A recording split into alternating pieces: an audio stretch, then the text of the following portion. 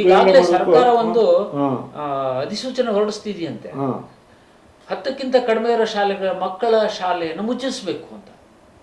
ತರುವಾಗ ತುಂಬಾ ಹೋರಾಟ ಮಾಡ್ತಿರ್ತೀರಿ, ಯಾಕೆ ಮುಚ್ಚಿಸುವಂಥದ್ದು?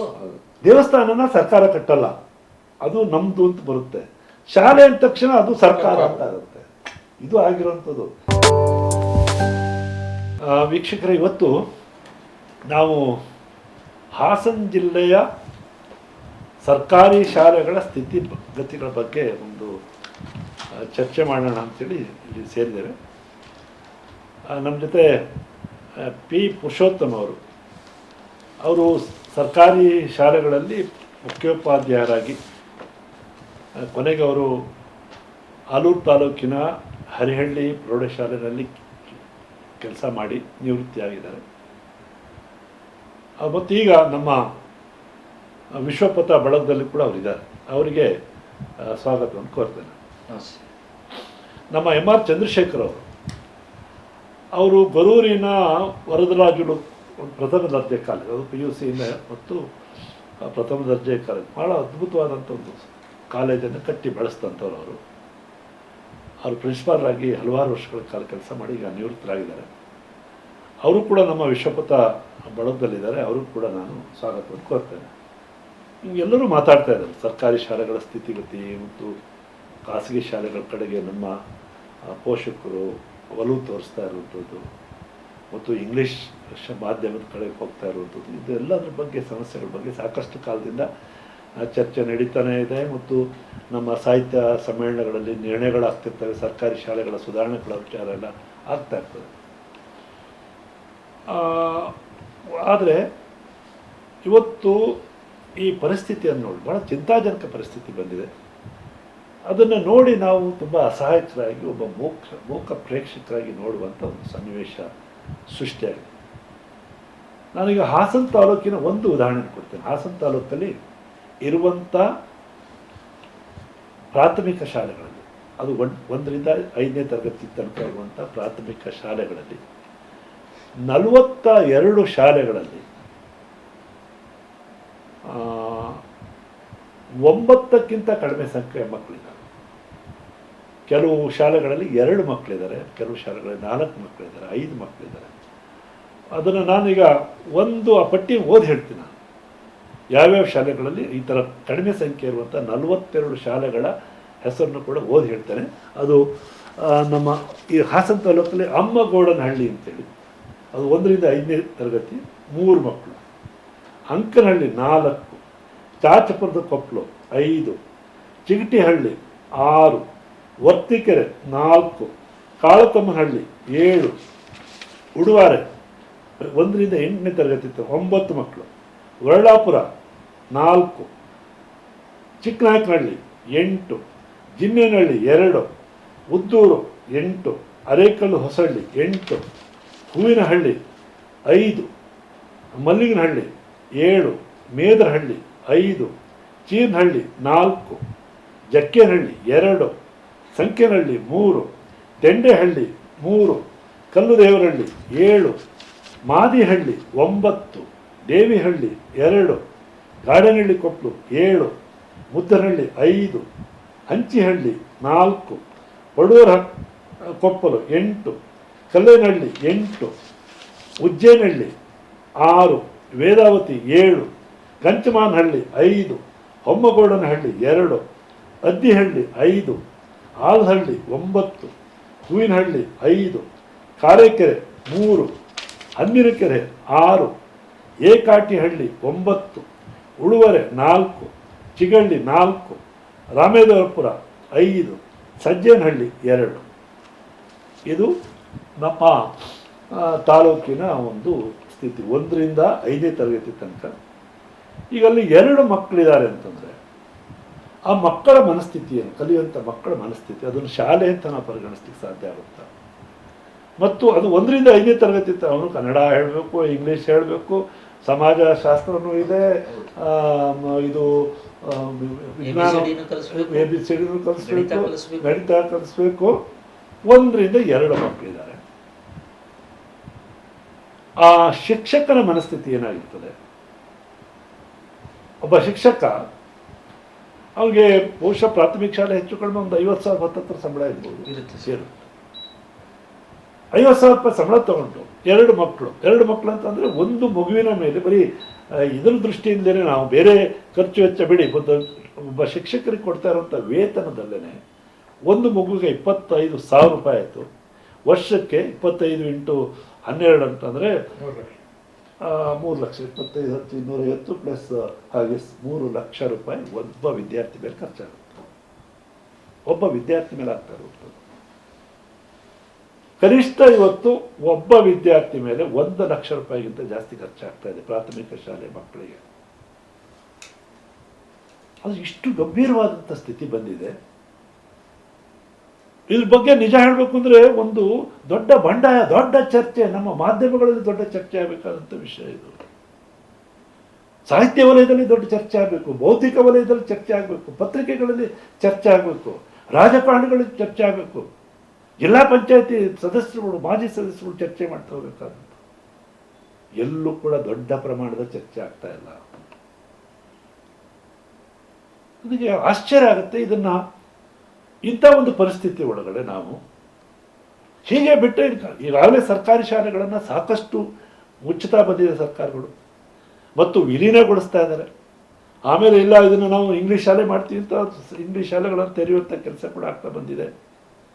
ಒಟ್ಟು ಇಂಥ ಒಂದು ದಯನೀಯ ಪರಿಸ್ಥಿತಿ, ಒಂದು ಚಿಂತಾಜನಕ ಪರಿಸ್ಥಿತಿನಲ್ಲಿ ಏನು ಮಾಡಬೇಕು? ನಾವು ಕನಿಷ್ಠ ನಮ್ಮ ಒಂದು ಮಾಧ್ಯಮದ ಮುಖಾಂತರ, ಒಂದು ಜವಾಬ್ದಾರಿಯುತವಾದಂಥ ಮಾಧ್ಯಮದ ಮುಖಾಂತರ ಇದನ್ನು ಸಮಾಜದ ಗಮನಕ್ಕೆ ತರಬೇಕು ಅನ್ನೋ ಉದ್ದೇಶದಿಂದ ನಾವು ಇವತ್ತು ಈ ಒಂದು ಚರ್ಚೆಯನ್ನು ಇಟ್ಕೊಂಡಿದ್ವಿ.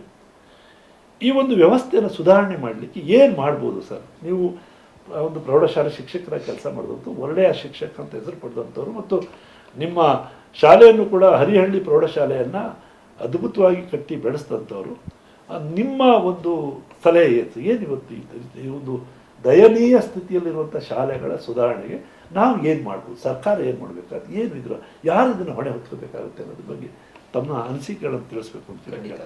ಹಾಂ, ನಾನು ಪ್ರೌಢಶಾಲಾ ಮುಖ್ಯ ಶಿಕ್ಷಕನಾಗಿ ಕೆಲಸ ಮಾಡಿದ್ದೀನಿ. ಅದಕ್ಕಿಂತ ಮುಂಚೆ ಗಣಿತ ಶಿಕ್ಷಕನಾಗಿ ಕೆಲಸ ಮಾಡಿದ್ದೇನೆ. ಒಂದು ಪ್ರೌಢಶಾಲೆ ಉಳಿಬೇಕು ಅಂದರೆ ಆ ಪ್ರೌಢಶಾಲೆಯ ಸುತ್ತಲಿನ ಪ್ರಾಥಮಿಕ ಶಾಲೆಗಳೇ ನಮಗೆ ಮುಖ್ಯ. ಪ್ರಾಥಮಿಕ ಶಾಲೆ, ಮಾಧ್ಯಮಿಕ ಶಾಲೆ ಅಲ್ಲಿ ಇದ್ದರೆ ಮಕ್ಕಳು ನಮಗೆ ಬರ್ತಾರೆ, ಇಲ್ಲ ಅಂದ್ರೆ ಇಲ್ವೇ ಇಲ್ಲ. ಇವಾಗ ಪ್ರಾಥಮಿಕ ಶಾಲೆ, ಫೀಡಿಂಗ್ ಶಾಲೆಗಳಲ್ಲಿ ಅವು ಫೀಡ್ ಮಾಡಿದ್ರೆ ತಾನೇ ಈ ಹೈಸ್ಕೂಲ್ಗಳು ಉಳ್ಕೊಳ್ಳೋದು. ಈಗ ಏನಾಗಿದೆ, ನೀವು ಇಷ್ಟು 42 ಶಾಲೆಗಳನ್ನು ಹೇಳಿದ್ರಿ, ಆ 42 ಶಾಲೆಗಳು ಫೀಡಿಂಗ್ ಮಾಡಿದ್ರೆ ಮಾತ್ರ ಈ ಹೈಸ್ಕೂಲ್ಗಳು ಉಳ್ಕೊಳ್ಳೋದು ಕೂಡ. ಒಂದು ಕಡೆ ಇವನ್ನ ಮುಚ್ತಾ ಹೋದ್ರೆ ಈ ಹೈಸ್ಕೂಲ್ಗಳು ಕೂಡ ಮುಚ್ತಾ ಹೋಗ್ತಾ ಇದ್ದಾರೆ. ಅನಿವಾರ್ಯ ಪರಿಸ್ಥಿತಿ ಬಂದ್ಬಿಡುತ್ತೆ. ನಾವು ಫಸ್ಟ್ ಪ್ರಾಥಮಿಕ ಶಾಲೆಗಳನ್ನು ಉಳಿಸುವ ಬಗ್ಗೆ ಚರ್ಚೆ ಮಾಡಬೇಕು.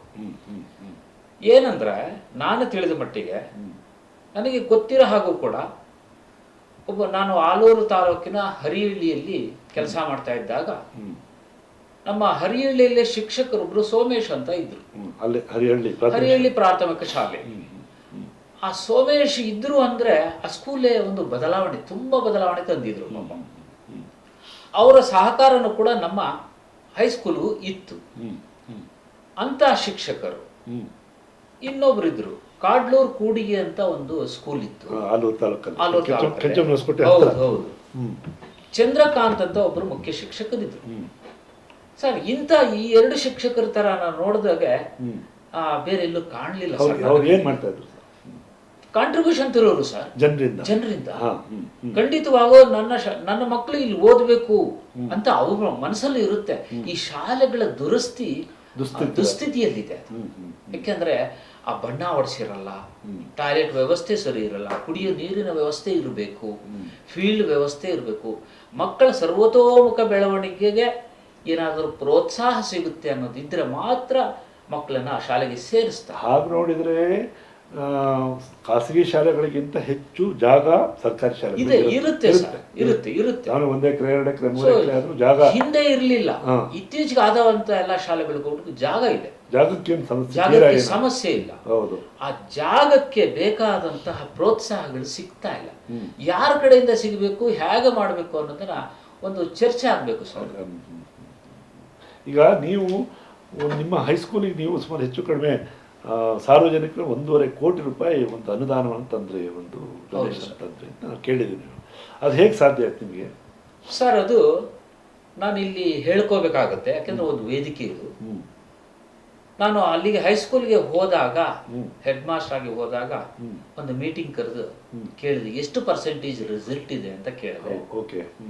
ನಮ್ಗೆ 100% ಇದೆ ಸರ್ ಅಂತ ಹೇಳಿದ್ರು. ಆವಾಗ ನಾನು ಅವ್ರಿಗೆ ಹೇಳಿದೆ, ನನಗೆ 100% ಬೇಡ, ಕ್ವಾಲಿಟಿ ರಿಸಲ್ಟ್ ಬೇಕು ಅಂತ ಹೇಳಿದೆ ಸರ್. ಕ್ವಾಲಿಟಿ ರಿಸಲ್ಟ್ ಬೇಕು ನನಗೆ, ಅದನ್ನು ಕೊಡಿ ಅಂತ ಹೇಳಿದ ವರ್ಷದ ರಿಸಲ್ಟು 85% ಬಂತು.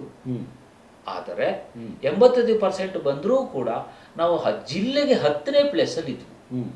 ಅದು ಕ್ವಾಲಿಟಿ ಅನಾಲಿಸಿಸ್ ಅಂತ ಒಂದು ಮಾಡಿದ್ರು, QPI ಅಂತ, ಕ್ವಾಲಿಟಿ ಪರ್ಫಾರ್ಮೆನ್ಸ್ ಅಂತ ಮಾಡಿದ್ರು. ಅಲ್ಲಿ ನಾವು 10ನೇ ಪ್ಲೇಸ್ ಬಂದ್ವು ಜಿಲ್ಲೆಯಲ್ಲಿ. ತಾಲೂಕಿಗೆ ಫಸ್ಟ್ ಪ್ಲೇಸ್. 100% ರಿಸಲ್ಟ್ ಕೊಟ್ಟಿಲ್ಲ, 85% ರಿಸಲ್ಟ್, ಅದರ ತಾಲೂಕಿಗೆ ಫಸ್ಟ್ ಕ್ವಾಲಿಟಿ. ಆ ಟೈಮಲ್ಲಿ ಒಬ್ಬರು ಒಂದು ಕಂಪನಿ ನನ್ನ ಆಲೂರು ತಾಲೂಕಲ್ಲಿ ಒಂದು ಶಾಲೆಯನ್ನ ದತ್ತು ತಗೋಬೇಕು ಅಂತ ಬಂದರು ಸರ್. ಅದು ಏರೋಸ್ಪೇಸ್, ಯುನೈಟೆಡ್ ಏರೋಸ್ಪೇಸ್ ಅಂತ ಒಂದು ಕಂಪನಿ, ಕ್ರಿಸ್ರಾವ್ ಅಂತ MD ಅವರು. ಅಲ್ಲಿ ಕೇಳಿದಾಗ, ನೋಡಿ ಈ ವರ್ಷದಲ್ಲಿ ನಮಗೆ ಒಳ್ಳೆ ಸ್ಕೂಲು ಹರಿಹಳ್ಳಿದೆ ಅಂತ ಹೇಳಿದ್ರು. BU ಆಫೀಸಲ್ಲಿ ಹೇಳಿದ್ದಾರೆ ಅನ್ಸುತ್ತೆ. ಅಲ್ಲಿಗೆ ಹೋಗಿ ಎಲ್ಲ ಇನ್ಫಾರ್ಮೇಶನ್ ಕಲೆಕ್ಟ್ ಮಾಡ್ಕೊಂಡೆ ಬರೋದು. 3 ವರ್ಷಗಳು ನನ್ನ ಶಾಲೆಯನ್ನು ದತ್ತು ತಗೊಂಡ್ರು. ಆ ಕಂಪನಿಯವರು 1.5 ಕೋಟಿ ರೂಪಾಯಿ ತನಕ ಖರ್ಚು ಮಾಡಿದ್ರು. ನಾವು ನಮ್ಮ ಶಾಲೆಯಿಂದಲೂ ಕೂಡ ಅಲ್ಪ ಸ್ವಲ್ಪ ಹಣವನ್ನು ಭರಿಸಬೇಕಾಗಿ ಬಂತು. ಇನ್ನು ಉಳಿದಂತೆ ಅವರೆಲ್ಲ ನಾನು ಏನೇನು ಕೇಳಿದ್ವು, ಆಡಿಟೋರಿಯಂ 30x120 ಫೀಟ್, ಒಂದು ಸಭಾಂಗಣ ದೊಡ್ಡದು. ನಾನು ತಿಳಿದಾಗೆ ನಮ್ಮ ಜಿಲ್ಲೆಯ ಸರ್ಕಾರಿ ಪ್ರೌಢಶಾಲೆಗಳಲ್ಲಿ ಇಲ್ಲಿ ಇರಲಾರ್ದು, ಅಷ್ಟು ದೊಡ್ಡ ಹಾಲ್ ಇಲ್ಲಿ ಇರಲಾರ್ದು. ಬಂದವರೆಲ್ಲ ನಮ್ಮ DDPಗಳು BOಗಳೆಲ್ಲ ಹೇಳ್ತಿದ್ರು. ಈ ವಿಚಾರವನ್ನು ತಿಳಿದ ಕಮಿಷನರು ಕೂಡ ಒಬ್ಬ ಡೈರೆಕ್ಟರ್ನ ಕಳಿಸ್ಕೊಟ್ಟಿದ್ರು, ನೋಡ್ಕೊಂಡು ಬನ್ನಿ ಆ ಶಾಲೆನ ಅಂತ. ಹೀಗೆ ಅಲ್ಲಿ ಅವರು ಒಂದು ಕಡೆ ನಮಗೆ, ನಾನು ಹೋದ ನಂತರ ಇಷ್ಟು ಕೆಲಸ ಆಯ್ತು. ನಾನು ಹೋಗೋದಕ್ಕಿಂತ ಮುಂಚೆ ಸರ್ಕಾರಿ ಶಾಲೆ ಉಳಿಬೇಕು ಅಂದ್ರೆ ನೀವು ಜಾಗ ಕೊಡಿ, ಉಳಿಸ್ತೀವಿ ಅಂತ ಹಳ್ಳಿಯವರಿಗೆ, ನಮ್ಮ ಹರಿಹಳ್ಳಿಯವರಿಗೆ. ಅಲ್ಲಿ ಸೋಮೇಶ್ ಅನ್ನ ಶಿಕ್ಷಕರು, ಅಲ್ಲಿ ನಮ್ಮ ಅದೇ ಊರಿನಲ್ಲಿ ಕೆಲಸ ಮಾಡ್ತಿದ್ದವರು, ಮಿಡ್ಲ್ ಸೆಕ್ಷನ್ ಅಲ್ಲಿ, ಮಿಡ್ಲ್ ಸ್ಕೂಲಲ್ಲಿ ನಮ್ಮ VP ಹೆಗ್ಗಡೆ ಅವರನ್ನ ಕೈಕಾಲು ಹಿಡಿದು, ಪ್ಲಾಂಟ್ರು, ಹೌದು, ಅವರನ್ನ ಹಿಡಿದು 3 ಎಕರೆ ಜಾಗ ಕೊಡಿಸಿದ್ರು. ಅವರ ಶ್ರಮ ಇದೆ, ಸೋಮೇಶ್ ಅವರ ಶ್ರಮ ಇದೆ. ಅವರು VP ಹೆಗ್ಗಡೆ ಅವರು ದೊಡ್ಡ ಮನಸ್ಸು ಮಾಡಿ ಕೊಟ್ಟಿದ್ರು. ಆ ನಂತರ ಸರ್ಕಾರಿ ಶಾಲೆಯಲ್ಲಿ ಬಂದಿತ್ತು. ನಾನು ಹೋಗೋ ಅಷ್ಟೊತ್ತಿಗೆ 7 ವರ್ಷ ಆಗಿತ್ತು ಅನಿಸುತ್ತೆ. ಅದೆಲ್ಲ ಹಾಳಾಗೋಗಿತ್ತು. ಅದೆಲ್ಲನೂ ರೆಡಿ ಮಾಡೋದಕ್ಕೆ ನಮ್ಮ VP ಹೆಗ್ಗಡೆ ಅವರು ನನ್ನ ಜೊತೆ ಕೈ ಜೋಡಿಸಿದ್ರು.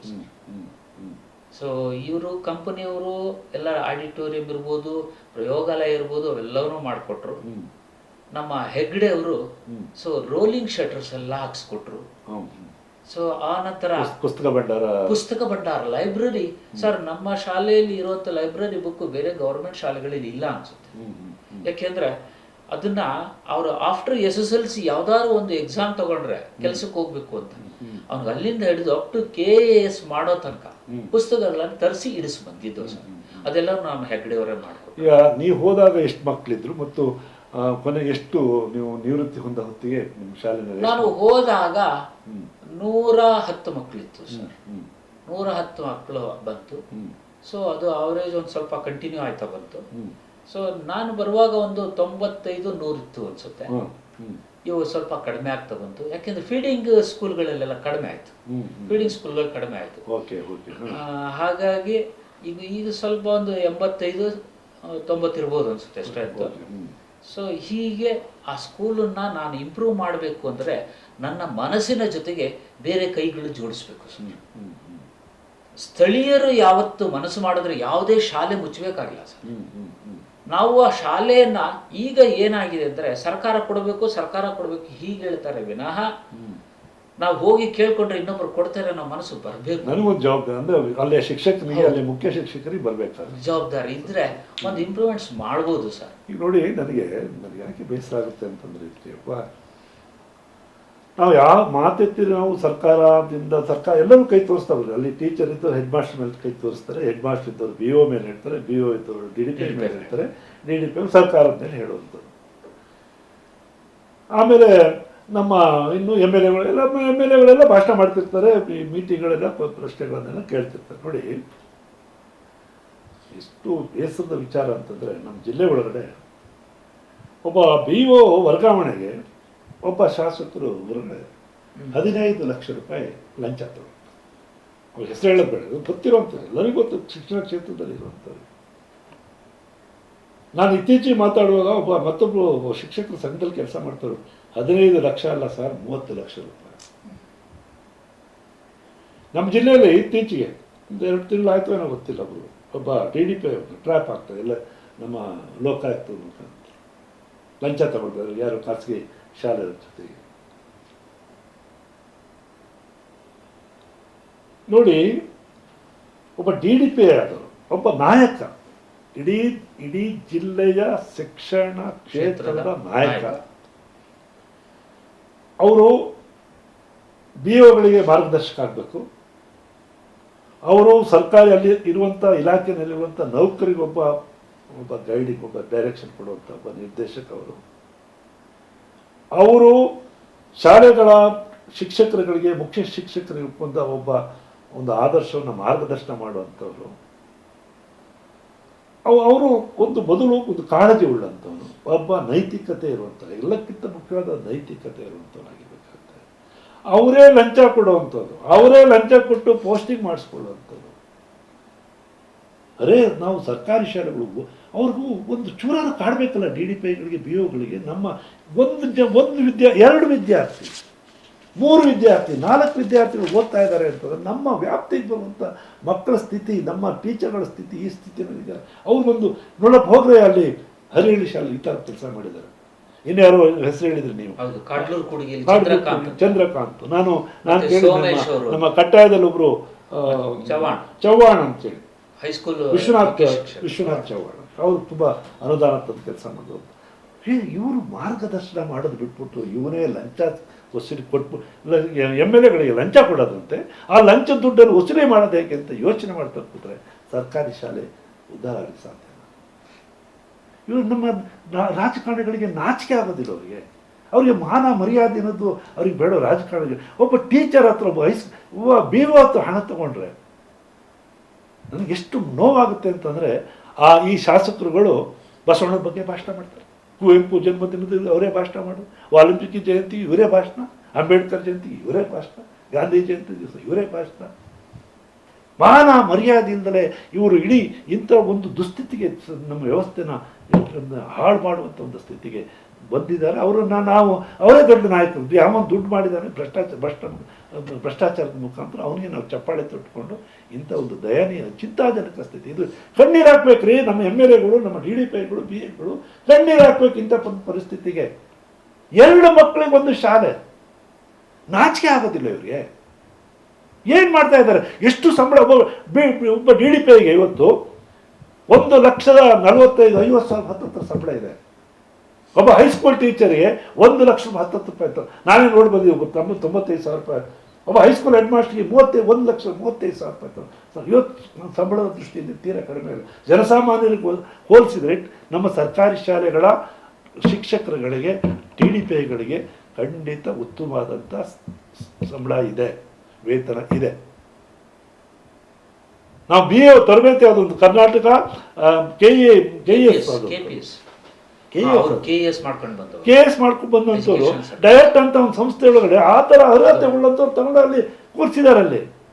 ಅವ್ರು ಒಬ್ಬೊಬ್ಬರಿಗೆ ಒಂದೊಂದು ಹೋಬಳಿ ಜವಾಬ್ದಾರಿ ಕೊಟ್ಟು, ನೋಡಪ್ಪ ನೀನು ಏನಾದ್ರು ಇಂಪ್ರೂವ್ಮೆಂಟ್ ಮಾಡಿ. ನೀವು 2 ಮಕ್ಕಳು ಇಟ್ಕೊಂಡಿದ್ರೆ ಅವ್ರು ಕಣ್ಣೀರು ಹಾಕ್ಬೇಕ್ರಿ. ನಾಚಿಕೆ ಆಗೋದಿಲ್ಲ ನಮಗೆ. ಒಬ್ಬ ವಿದ್ಯಾರ್ಥಿ ಮೇಲೆ 3 ಲಕ್ಷ ರೂಪಾಯಿ ಖರ್ಚಾಗ್ತಾ ಇದೆ ಕೆಲವು ಈ ಶಾಲೆಗಳಲ್ಲಿ. 2-3 ಲಕ್ಷ ರೂಪಾಯಿ. ಮಾದಿಹಳ್ಳಿ, ದೇವಿಹಳ್ಳಿ, ಗಾಡಿಹಳ್ಳಿ, ಕೊಪ್ಪಳು. ಯಾರು ದುಡ್ಡಿದು? ಸರ್ಕಾರ ಇವತ್ತು ರಾಜ್ಯ ಸರ್ಕಾರ, ಕೇಂದ್ರ ಸರ್ಕಾರ, ನಮ್ಮ ಸಿದ್ದರಾಮಯ್ಯನವರು ಮೊನ್ನೆ ಹೇಳಿದ್ದಾರೆ 200 ಲಕ್ಷ ಕೋಟಿ ರೂಪಾಯಿ ಸಾಲ ತಂದಿದೆ. ನಮ್ಮ ರಾಜ್ಯ ಸರ್ಕಾರ ಸಿದ್ದರಾಮಯ್ಯನವರು ಹೇಳ್ತಿದ್ದ 5 ಲಕ್ಷ ಕೋಟಿಗಿಂತ ಹೆಚ್ಚು ಸಾಲ ಇದೆ. ನಮ್ಮ ಬಜೆಟ್ ಇವತ್ತು 3.5 ಲಕ್ಷ ಕೋಟಿ ಇದ್ದರೆ 5 ಲಕ್ಷ ಕೋಟಿಗಿಂತ ಹೆಚ್ಚು ಸಾಲ ಇದೆ. ಆ ಟೀಚರಿಗೆ ಕೊಡ್ತಿರೋ ಸಂಬಳದಲ್ಲಿ ಸಾಲಕ್ಕೆ ಬಡ್ಡಿ ಕಟ್ತಿದ್ದಾರೆ. ನಮ್ಮ ಜನರಿಂದ ತೆರಿಗೆ, ಅಲ್ಲಿ ಯಾರೋ ಸಣ್ಣ ಪುಟ್ಟ ಸರಾಯಿ ಕುಡಿದವನು ಅವನು ತೆರಿಗೆ ಕೊಟ್ಟಿದ್ದಾನೆ, ಅವನ ಪ್ರತಿ ಹಂತಲ್ಲೂ ಕೂಡ ಇವತ್ತು GST ಹೋಗ್ತಾ ಇದೆ.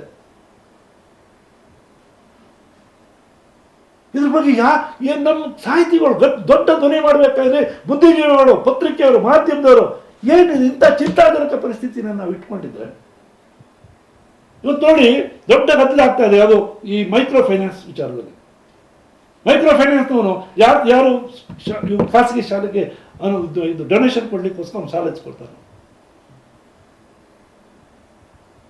ಒಂದು ಶಾಲೆಗೆ ಒಂದು ಆಸ್ಪತ್ರೆಗೆ ಸೇರ್ಬೇಕು, ಒಂದು ಯಾವುದೋ ಕಾಯಿಲೆ ಬಂತು ಅಂತಂದ್ರೆ ಸಾವಿರಾರು ಲಕ್ಷಾಂತರ ರೂಪಾಯಿ ಅವನು ಖಾಸಗಿ ಆಸ್ಪತ್ರೆಗೆ ಹೋಗಿ ಕಟ್ಟುವಂಥ ಪರಿಸ್ಥಿತಿ ಇರೋದು. ಬಹುಪಾಲು ಇವತ್ತು ಸಾಲಗಾರರು ಆಗ್ತಿರೋದು ಊಟ ಬಟ್ಟೆಗೆ ಸಾಲಗಾರರು ಆಗ್ತಾ ಇಲ್ಲ. ನಮ್ಮ ಜನ ಬಡಬಗ್ಗರಿಗೆ ಡೊನೇಷನ್ ಕಟ್ಟಬೇಕು, ಅವ್ರು 1 ಲಕ್ಷ 1.5 ಲಕ್ಷ, ಅವನು ಸಾಲ ಬಡ್ಡಿ ಸಲ ಚಕ್ರ ಬಡ್ಡಿ ಏರ್ತಾ ಹೋಗ್ತಾವನು, ಮೀಟ್ರ್ ಬಡ್ಡಿ ಏರ್ತಾ ಹೋಗ್ತಾರೆ. ಇವತ್ತು ದೊಡ್ಡ ನಾವು ಇದನ್ನ ಮೈಕ್ರೋ ಫೈನಾನ್ಸ್ ವಿರುದ್ಧ ಸುಗ್ರೀವಾಜ್ಞೆ ತರ್ತೀವಿ, ಕಾನೂನು ಕ್ರಮ ತಗೊಳ್ತೀವಿ. ಯಾತಕ್ಕೆ ಸಾಲ ಮಾಡುವಂತ ಪರಿಸ್ಥಿತಿ ಬಂದಿದೆ? ಓದಕ್ಕೆ ಇವರು ಸಾಲ ಮಾಡ್ತಿದ್ದಾನೆ. ಸರ್ಕಾರ ಇವತ್ತು 1 ಲಕ್ಷ ರೂಪಾಯಿ ಮೇಲೆ ಖರ್ಚು ಮಾಡ್ತಾರೆ ಒಬ್ಬ ವಿದ್ಯಾರ್ಥಿ ಮೇಲೆ. ಅದನ್ನು ಸುಧಾರಣೆ ಮಾಡಿದ್ರೆ ಒಂದು ಸಾಲ ಒಂದು ಖಾಸಗಿ ಶಾಲೆಗೆ ಹೋಗೋದ್ರ ಬದಲು ಸರ್ಕಾರಿ ಶಾಲೆ ಬರ್ತಾನೆ. ಮೊನ್ನೆ ನೋಡಿ ಚಿಕ್ಕಮಗಳೂರಲ್ಲಿ ಯಾರೊಬ್ರು ಪ್ಲಾಂಟ್ ಒಬ್ರು ಅವರು 2.5 ಕೋಟಿ ರೂಪಾಯಿ ಡೊನೇಷನ್ ಕೊಟ್ಟಿದ್ದಾರೆ. ಉದಾಹರಣೆ ತಂದೆ ಆ ಶಾಲೆ ಇವತ್ತು ಇಡೀ ಜಿಲ್ಲೆಯಲ್ಲಿ, ಚಿಕ್ಕಮಗಳೂರು ಜಿಲ್ಲೆ ಅತ್ಯುತ್ತಮ ಶಾಲೆ ಅಂತ ಹೆಸರು ಪಡ್ತಾರೆ, ಒಂದು ಸರ್ಕಾರಿ ಶಾಲೆ. ಸರ್, ಈಗ ನೀವು ಒಂದು ಖಾಸಗಿ ಶಾಲೆ ಕಟ್ಟಿ ಬೆಳೆಸ್ತಂಥವ್ರು, ತಮ್ಮ ಅನಿಸಿಕೆ ಕೂಡ ಹೇಳಿ ಸರ್. ನೀವೊಂದು ಭಾಳ ಅದ್ಭುತವಾದ ಕಾಲೇಜಲ್ಲಿ ಕಟ್ಟಿ ಬಂದಂಥವ್ರು, ತಮ್ಮ ಅನಿಸಿಕೆ ಈ ಥರ ಈ ದುಸ್ಥಿತಿಯಿಂದ ಪಾರು ಮಾಡೋದು ಹೇಗೆ ನಾವು ಶಾಲೆಗಳು? ಅದೇ ಒಂದು ಶಿಕ್ಷಣ ಸಂಸ್ಥೆಗಳನ್ನು ಕಟ್ಟಿ ಬೆಳೆಸ್ತಕ್ಕಂಥ ಮನೋಭಾವ ಪುರುಷೋತ್ತಮ ಹೇಳಿದಂಗೆ ಸ್ಥಳೀಕರ ಬೆಂಬಲ ಬಹಳಷ್ಟು ಅನಿವಾರ್ಯ ಅಂತ ಅನಿಸುತ್ತೆ. ಮತ್ತು ಅಲ್ಲಿಯ ಹೆಡ್ ಆಫ್ ದಿ ಇನ್ಸ್ಟಿಟ್ಯೂಷನ್ ಅಂತ ಏನು ಹೇಳ್ತೀವಿ, ಅವ್ರದ ಮನಸ್ಥಿತಿಗಳು, ಸಂಕಲ್ಪ ಇರಬೇಕು. ಹೌದು, ಕಟ್ಟಿ ಬೆಳೆಸ್ತಕ್ಕಂಥ ಒಂದು ಸಂಕಲ್ಪ ಇದ್ರೆ, ಮನಸ್ಸಿದ್ರೆ ಮಾರ್ಗ ಅಂತ ಹೇಳ್ತೇವೆ. ಆ ಮನಸ್ಸಿದ್ರೆ ಖಂಡಿತ ಮಾಡೋದು ದೊಡ್ಡದೇನಿಲ್ಲ. ಇದಕ್ಕೆ ನಮ್ಮದೇ ವೈಯಕ್ತಿಕ ಉದಾಹರಣೆ. ನಾನು 1987ರಲ್ಲಿ ಗೌರವನಲ್ಲಿ ಒಂದು ಖಾಸಗಿ ಪದವಿ ಕಾಲೇಜು, ಅದು ಅದರ ದುಸ್ಥಿತಿ ಅಂದರೆ ಹೇಳಲಿಕ್ಕೆ ಅಸಾಧ್ಯ. ಅದನ್ನು 4 ರೂಮ್ ಮುಗಿತ್ತು. ಒಂದು ರೂಮಲ್ಲಿ ಪ್ರಿನ್ಸಿಪಾಲ್ರು, ಸ್ಟಾಫು, ಲೈಬ್ರರಿ, ಒಂದೇ ರೂಮಲ್ಲೆಲ್ಲ ಚೇರ್ಗಳು ಇರಲಿಲ್ಲ. ಹೆಂಚಿನ ಮನೆ. ಅದನ್ನ ಬೇರೆಯವರು ಪಬ್ಲಿಕ್ ನೋಡಿದರು ಒಂದು ಕೋಳಿ ಫಾರ್ಮ್ಗೆ ಹೋಲಿಸಲು ಅದನ್ನು ನಾನು ಕೈಯಿಂದ ಕಣ್ಣಾರೆ ಕೋಳಿ ಫಾರ್ಮ್ ಇದ್ದಾಗಿದೆ, ಇವರು ಹೋಗಿ ಸೇರ್ಕೊಂಡಿದ್ದಾರೆ, ಮುಚ್ಚೋಗ್ತಾ ಇದೆ, ಅದು ಮೊದಲು ಮಾಡ್ಕೊಂಡಿದ್ದಾರೆ. ಬಟ್ ಗೊತ್ತಿಲ್ಲ, ಅದೆಲ್ಲ ಒಂದು ಸಂಕಲ್ಪ ಅಂತ ಹೇಳ್ತೇನೆ. 87 ಜಾಯ್ನ್ ಆದಾಗ ಕೇವಲ 500 ರೂಪಾಯಿ ಸಂಬಳ ಕೊಡ್ತಿದ್ರು. ಬಟ್ ಎಲ್ಲೂ ನಾವು ಬದುಕನ್ನು ಕಟ್ಕೊಳ್ಳಿಕ್ಕೆ ಅಂಥ ಅವಕಾಶಗಳು ಇರಲಿಲ್ಲ. ಬೇರೆ ಬೇರೆ ಎಲ್ಲ KS ಎಲ್ಲ ಪಾಸ್ ಮಾಡಿದೆ. ಏನೋ ಒಬ್ಬ ಮನುಷ್ಯನಿಗೆ ಏನೇನು ಬರೋದ್ರಿಂದ ಹಾಗೆ ಆಗ್ತದೆ. ಅದು ಬಿಡಿ ಬರೋಣ, ಹಣೆ ಬರೋ ಗೊತ್ತಿಲ್ಲ. ಅದು ನಾವೇನಾಗಬೇಕು ಅದು ಆಗ್ತೀವಿ ಅಷ್ಟು ಖಂಡಿತ. ಅಲ್ಲಿ ನೋಡಿದಾಗ 500 ರೂಪಾಯಿ ಸಂಬಳ ಕೇಳಿದ್ರೆ ನಾನು ಮೊದಲಿಂದ ಹೇಳ್ತೆ 500 ರೂಪಾಯಿ ಕೊಡ್ತೇನೆ ಅಂತೇಳಿ. ಅದು 6 ತಿಂಗಳು ಕೊಡೋರು 6 ತಿಂಗಳು ಕೊಡ್ತಿರ್ಲಿಲ್ಲ. 500 ರೂಪಾಯಿನೂ ಕೂಡ 500 ರೂಪಾಯಿ ಸರಿಯಾಗಿ ಕೊಡ್ತಿರ್ಲಿಲ್ಲ. ನಮ್ಮ ವಿದ್ಯಾರ್ಥಿಗಳು 9 ಜನ ಇವತ್ತು ಕೊಪ್ಪದಲ್ಲಿ DDP ಆಗಿದ್ದಾರೆ. ಜಗದೀಶ್ ಅಂತ, ಗೌರವನವರು, ಅಂಬೇಡ್ಕರ್ ವಾಸಿ, ತುಂಬ ಆತ್ಮೀಯ ವಿದ್ಯಾರ್ಥಿ. ಸರ್ ಇಲ್ಲಿ ಯಾಕೆ ಬಂದ್ರಿ ಸರ್, ಇನ್ನೊಂದ್ಸಲ ಚಾನ್ಸ್ ತಗೊಳ್ಳಿ, KS ತಗೊಂಡು ಪಾಸ್ ಮಾಡಿ, ಇದು ಮುಚ್ಚೋಗ್ತಾ ಇದೆ, ನೀವಿರೋದು ನಮ್ಗೇನೋ ಇಷ್ಟ ಆಗ್ತೇವೆ ಅಂತ ವಿದ್ಯಾರ್ಥಿಗಳು ನನಗೆ ಕ್ಲಾಸ್ ರೂಮ್ಗೆ ಹೋದಾಗ ಹೇಳಿರೋದನ್ನು.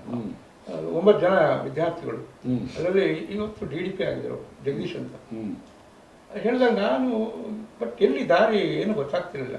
ಬಟ್ ಆಗಲೇ ಒಂದು ಸಂಕಲ್ಪ ಮಾಡಿದೆ, ಈ ಕಾಲೇಜನ್ನ ಉಳಿಸೋಣ, ಬೆಳೆಸೋಣ, ಚಾಲೆಂಜ್ ಬರಬೇಕು ಮನುಷ್ಯನಿಗೆ.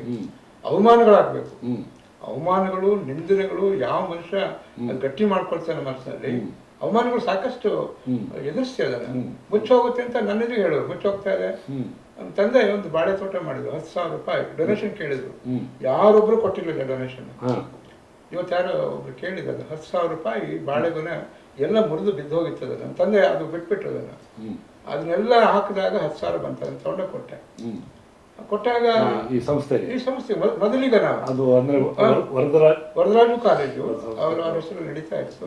10,000 ರೂಪಾಯಿ ಡೊನೇಷನ್. ನಮ್ಮ ಸ್ಟಾಫ್ ಎಲ್ಲ ಅವರು ಏನು ಸರ್ ಹುಚ್ಚು ಸರ್ ಅಂತ ಕೇಳೋದು. ಯಾಕೆ ಕೊಟ್ರಿ?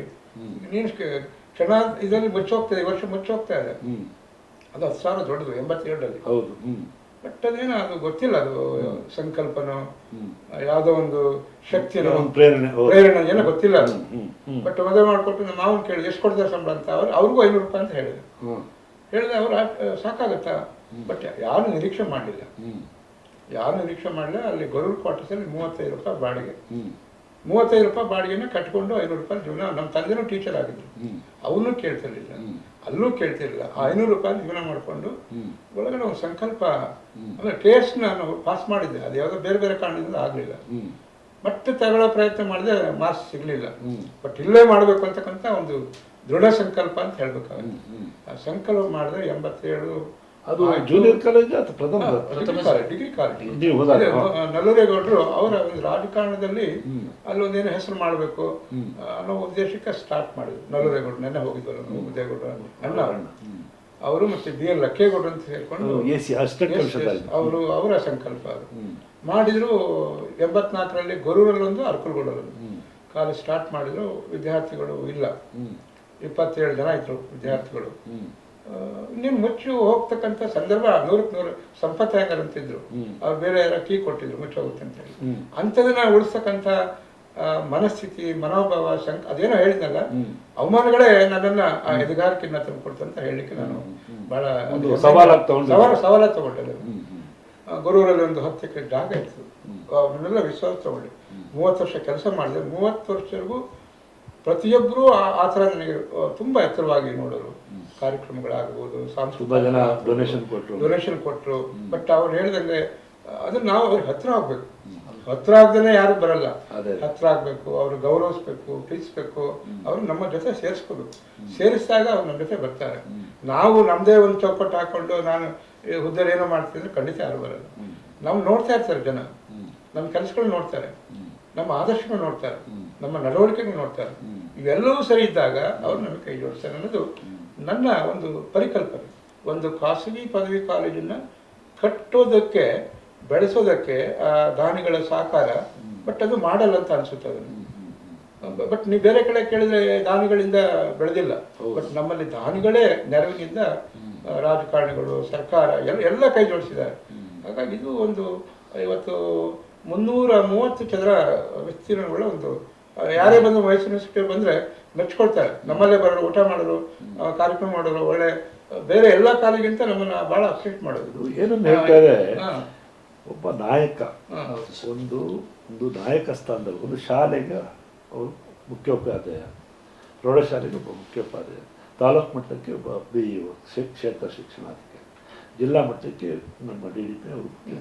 ಆ ನಾಯಕರುಗಳು ಸರಿಯಾಗಿದ್ದರೆ ಅವ್ರ ವ್ಯಾಪ್ತಿ ಸರಿ ಆಗ್ತಾ ಉಂಟು. ನೀವು DDP ಆದಂಥವನು ಅವನು ಲಂಚ ಕೊಟ್ಬಿಟ್ಟು ಬಂದು ಅವನು ಲಂಚ ವಸೂಲಿ ಮಾಡೋದ್ರ ಬಗ್ಗೆ ತನ್ನ ಆದಾಯ ಗಳಿಸ್ಕೊಳ್ಳೋದ್ರ ಯೋಚನೆ ಮಾಡ್ತಾ ಕೂತಾರೆ.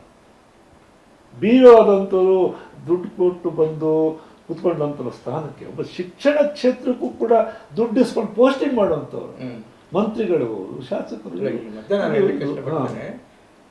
ಯಾವ ವ್ಯಕ್ತಿ ಆಗಲಿ, ರಾಜಕಾರಣಿ ಆಗಲಿ ನಿಸ್ವಾರ್ಥದಿಂದ ಸೇವೆ ಮಾಡಿದ್ರೆ ಆತ ತುಂಬಾ ಅವ್ನ ವ್ಯಕ್ತಿತ್ವನೇ ದೊಡ್ಡದಾಗಿ ಬೆಳೆಯುತ್ತೆ. ಏನೆಲ್ಲ ಕೆಲಸ ಮಾಡ್ಲಿಕ್ಕೆ ಅದು ಸಾಧ್ಯ ಆಗುತ್ತೆ.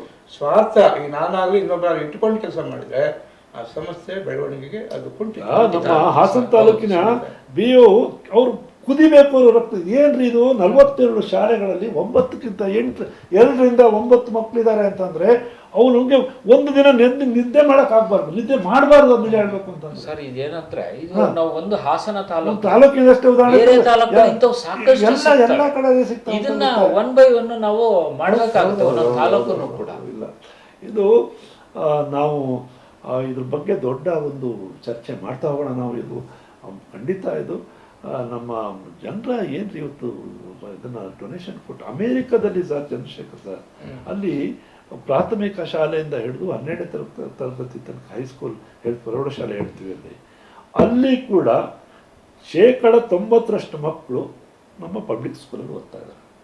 ಉಚಿತ ಶಿಕ್ಷಣ 1ರಿಂದ 12ನೇ ತರಗತಿ ತನಕ. ನಮ್ಮ ದೇಶದಲ್ಲಿ ಈ ಥರದ ಒಂದು ನಾವು ಬಡ ದೇಶ, ಇಲ್ಲಿ ಈ ಥರ ಒಂದು ಖಾಸಗಿ ಇದು ಡೊನೇಷನ್ ಕೊಟ್ಟು ಓದಿಸ್ಬೇಕಾದಂಥ ಸ್ಥಿತಿಗೆ ನಮ್ಮ ಪೋಷಕರನ್ನು ತಳ್ಳೋದಿದೆಯಲ್ಲ, ಇದಕ್ಕಿಂತ ಕ್ರೌರ್ಯ ಇನ್ನೊಂದಿರುತ್ತೆ. ಬಗ್ಗೆ ನನ್ನ ಒಂದು ವೈಯಕ್ತಿಕ ಸಲಹೆ ಅಂದರೆ, ಈಗ ಖಾಸಗಿ ಶಾಲೆಗಳು ಆಕರ್ಷಣೆ ಏನೋ ಮಾಡುತ್ತೆ, ಬಸ್ ವ್ಯವಸ್ಥೆ ಎಲ್ಲ ಹೌದು, ಅದೇ ಥರದ್ದು ಸರ್ಕಾರ ಒಟ್ಟು ಒಂದ್ ಕಡೆ ಜಾಗ ಅಲ್ಲಿ ಸೌಂದರ್ಯೀಕರಣ ಎಲ್ಲ ಮಾಡಿ ಒಂದು 100, 150, 200 ಮಕ್ಕಳನ್ನು ಒಂದ್ ಕಡೆ ಸೇರಿಸ ದೊಡ್ಡ ಸಾಹಸ ಏನಿಲ್ಲ. ಇದು ಮಾಡಿದ್ರೆ ಸರ್ಕಾರ ಖಾಸಗಿ ಶಾಲೆಗಿಂತ ಬಹಳ ವಿಭಿನ್ನವಾಗಿ ಮಾಡ್ಬೋದು. ಅದೆಲ್ಲ ಸರ್ಕಾರ ಈಗ ಪ್ರತಿ ಯಾರು ಮುಚ್ತಾರೆ ಅಂದ್ರೆ ಅಲ್ಲಿ ಯಾರ MLA ಇಲ್ಲ ಮುಚ್ಚಬೇಡಿ, ಅಲ್ಲೇ ನಿಂತು ಹೋಗುತ್ತೆ. ನೀವು ಹೇಳಿದಾಗೆ ಯಾವುದೋ ಸಾಹಿತ್ಯ ಸಮ್ಮೇಳನದಲ್ಲಿ ಕನ್ನಡ ಶಾಲೆಗಳು ಮುಚ್ಚಬಾರ್ದು, ಅದಲ್ಲೇ ನಿಂತು ಹೋಗುತ್ತೆ. ಇದು ಸ್ವಲ್ಪ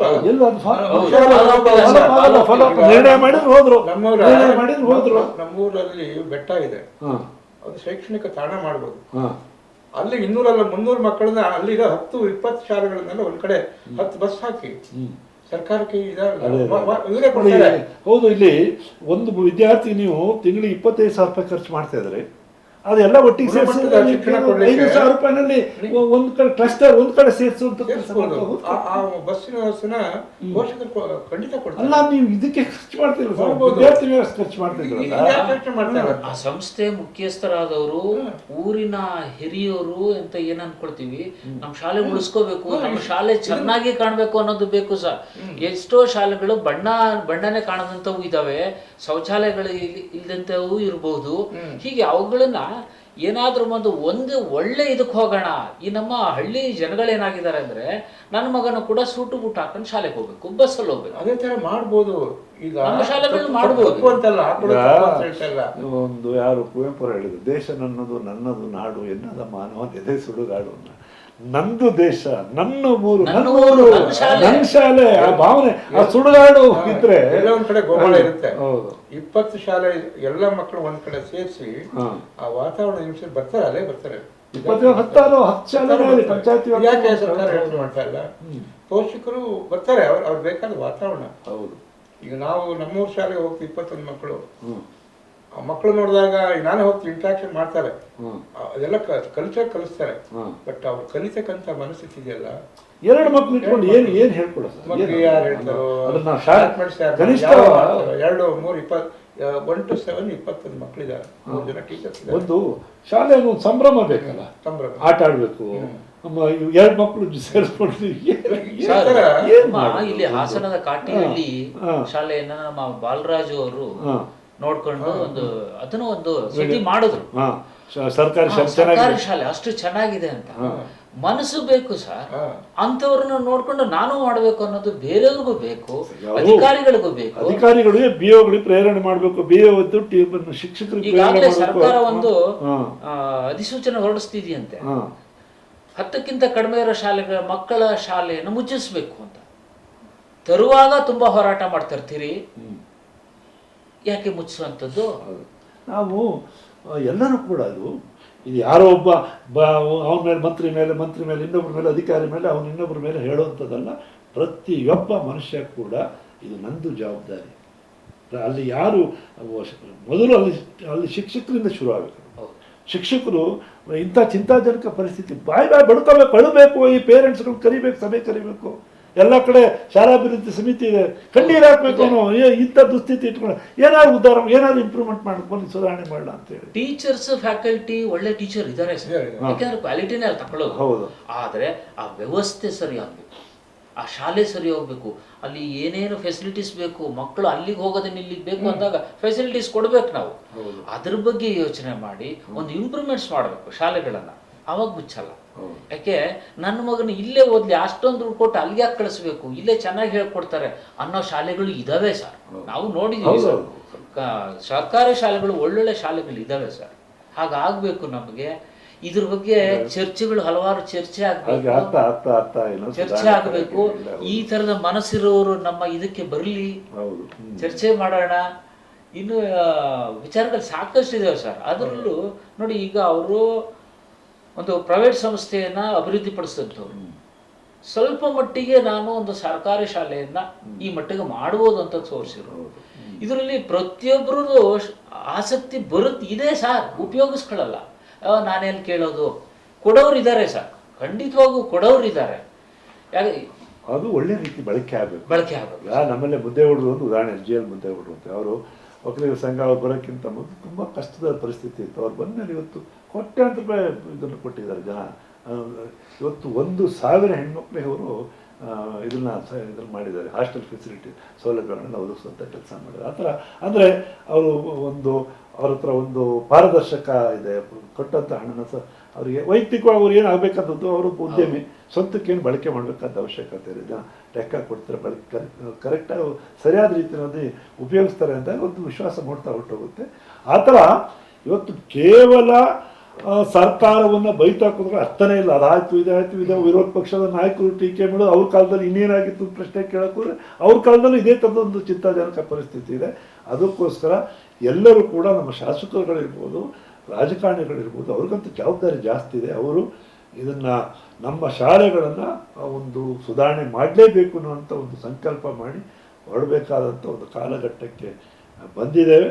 ಇದು ತುಂಬ ಒಳ್ಳೆಯ ಸ್ಥಿತಿ. 2 ಮಕ್ಕಳನ್ನು ಓದಿಸುವಂಥ ಒಂದು ಚಿಂತಾಜನಕ ಸ್ಥಿತಿಗೆ ತಳ್ಳಬಾರ್ದು. ವಿದ್ಯಾರ್ಥಿಗಳಿರ್ಬೋದು ಅಥವಾ ಅವನು ಯಾವ ಮನಸ್ಸನ್ನು ಓದೋಕ್ಕೆ ಸಾಧ್ಯ ಆಗುತ್ತೆ. ಈ ಬಗ್ಗೆ ಎಲ್ಲರೂ ಕೂಡ ಒಟ್ಟು ಸಮಾಜ, ಯಾರೇ ತುಂಬ ಜನ ಪ್ರತಿಯೊಂದು ಹಳ್ಳಿಲೂ ಕೂಡ ಎಲ್ಲೆಲ್ಲಿ ಶಾಲೆ ಇರುತ್ತೆ, ಹೈಸ್ಕೂಲ್ ಇರುತ್ತೆ, ಅಲ್ಲಿ ಒಳ್ಳೊಳ್ಳೆ ಜನಗಳು ಇರ್ತಾರೆ, ಒಳ್ಳೆ ವ್ಯಕ್ತಿತ್ವ ಉಳಿಸ್ಕೊಂಡಿರೋ ಅವರೆಲ್ಲ ಸಭೆ ಕರಿಬೇಕು ಸರ್. ಪದೇ ಪದೇ ಕರೆದು ಚರ್ಚೆ ಮಾಡಿ ಏನಾದರೂ ನಮ್ಮೂರನ್ನ ಉಳಿಸ್ಕೊಳ್ಳೋಣ. ಆ ದೇವಸ್ಥಾನಕ್ಕೆ ಖರ್ಚು ಮಾಡುವಂತ ದುಡ್ಡನ್ನ ನಮ್ಮ ಶಾಲೆಗೂ ಖರ್ಚು ಮಾಡಿಕೊಂಡು. ಈಗ ನೀವು ದೇವಸ್ಥಾನ ಅಂತ ಹೇಳಿದ್ದಕ್ಕೆ ನಮ್ಮ ಅನೇಕ ಹಳ್ಳಿಗಳಲ್ಲಿ ಒಂದು ದೇವಸ್ಥಾನ ಕಟ್ಟಲಿಕ್ಕೆ 1 ಕೋಟಿ ರೂಪಾಯಿ ಕೊಡ್ತಾರೆ, ಕನಿಷ್ಠ ಸಂಗ್ರಹ ಮಾಡ್ತಾರೆ. ಆಮೇಲೆ ಹತ್ರ ಹೋಗ್ತಾರೆ, ಅವ್ರ ಊರವರೆಲ್ಲ ಹಾಸನದಲ್ಲಿ ಇರ್ತಾರೆ, ಅಲ್ಲಿ ಯಾರ ಬೆಂಗಳೂರಿಗೆ ಹೋಗಿರ್ತಾರೆ, ಅವ್ರ ಹತ್ರ ಹೋಗಿ ಡೊನೇಷನ್ ಒಂದೊಂದು ಹಳ್ಳಿ 1 ಕೋಟಿಗಿಂತ ಜಾಸ್ತಿ ಅನುದಾನ ತಂದಿದ್ದಾರೆ ದೇವಸ್ಥಾನ ಕಟ್ಟಕ್ಕೆ. ಅದೇ ಭಾವನೆಯಲ್ಲಿ ಶಾಲೆ ಕಟ್ಟಬೇಕು ಅಂತ ಊರ್ ಏನಾಯ್ತು ಗೊತ್ತಾ ಸರ್, ಈಗ ದೇವಸ್ಥಾನನ ಸರ್ಕಾರ ಕಟ್ಟಲ್ಲ, ಅದು ನಮ್ದು ಅಂತ ಬರುತ್ತೆ. ಶಾಲೆ ಅಂದ ತಕ್ಷಣ ಅದು ಸರ್ಕಾರ ಅಂತ ಆಗುತ್ತೆ. ಇದು ಆಗಿರೋಂಥದ್ದು ಸಾರ್ವಜನಿಕರನ್ನ ಒಳಗೊಳ್ಳೋ ಥರದಲ್ಲಿ ಶಾಲೆ ನಿಂದು ಅನ್ನೋ ಒಂದು ಭಾವನೆ ಹುಟ್ಟಾಕುವಂಥ ಕೆಲಸ ನಾವು 75 ವರ್ಷದಿಂದ ಏನು ಮಾಡ್ಬಿಟ್ವಿ ಅಂತಂದರೆ, ಶಾಲೆ ಅಂದರೆ ಸರ್ಕಾರದ್ದು, ಕೆರೆ ಅಂದರೂ ನೀರಾವರಿ ಇಲಾಖೆದು, ಆಮೇಲೆ ಅರಣ್ಯ ಅಂದ್ರೆ ಇಲಾಖೆದು, ಜನತೆಗೂ ಸಂಬಂಧ ಕಲ್ಪಿಸ್ತಾವೆ, ಬೆಳೆಸ್ತಾ ಬೇಕಾಗ್ತದೆ. ಶಾಲೆ ನಿಮ್ಮದು, ಅರಣ್ಯ ನಿಮ್ಮದು, ಕೆರೆಗಳು ನಿಮ್ಮದು. ಜನರ ಪಾಲ್ಗೊಳ್ಳಿಕೆ ಪ್ರಜಾಪ್ರಭುತ್ವದಲ್ಲಿ ಭಾಳ ಮುಖ್ಯವಾದದ್ದು ಪಾರ್ಟಿಸಿಪೇಷನ್ ಅನ್ನುವಂಥದ್ದು. ಎಲ್ಲ ಹಂತದಲ್ಲೂ ಕೂಡ ಪಾರ್ಟಿಸಿಪೇಷನ್ ಪ್ರಜಾಪ್ರಭುತ್ವ ಬತ್ತಿನೇ ಅದು ಸೊಬಗೇ ಅದು. ನಾವೇನು ಮಾಡಿದ್ವಿ ಅಂದರೆ, ನಾವು ಡೆಲ್ಲಿ ಬೆಂಗಳೂರು ಎಲ್ಲವೂ ಕೂಡ ಕೇಂದ್ರೀಕರಣ ಮಾಡಿ ಜನರನ್ನೆಲ್ಲ ಅಸಹಾಯಕರನ್ನು ಮಾಡಿ ಜನರನ್ನ ಬೇಡ ಥರ ಒಂದು ಪರಿಸ್ಥಿತಿ ತಂದಿಟ್ಟಿದ್ವಿ. ಅದ್ರ ಬದಲು ಜನರು ಪಾಲ್ಗೊಳ್ಳೋ ಥರದ್ದು ಒಂದು ವಾತಾವರಣನ ಸೃಷ್ಟಿ ಮಾಡಬೇಕಾದಂಥ ಅಗತ್ಯ ಇದೆ. ಅದು ಮೊದಲನೇ ಹಂತದಲ್ಲಿ ನಮ್ಮ ಶಿಕ್ಷಕರುಗಳು ಆ ಜವಾಬ್ದಾರಿ ತಗೋಬೇಕು. ಆನಂತರ ಅಧಿಕಾರಿಗಳು, BRCಗಳು ಇದ್ದಾರೆ, BOಗಳಿದ್ದಾರೆ, DDPಗಳಿದ್ದಾರೆ, ಎಲ್ಲರೂ ಕೂಡ ಜವಾಬ್ದಾರಿ ತಗೊಳ್ತಾ ಹೊರಟೋದ್ರೆ ಖಂಡಿತ ಆಗ ರಾಜಕಾರಣಿಗಳು ಸಪೋರ್ಟ್ ತಗೋಬೋದು. ನಮ್ಮ ಚಂದ್ರಶೇಖರ್ ಹೇಳ್ತಾರೆ, ಸಾಕಷ್ಟು ಉದಾಹರಣೆಗಳಿದ್ದಾವೆ ಆ ಥರದಲ್ಲಿ.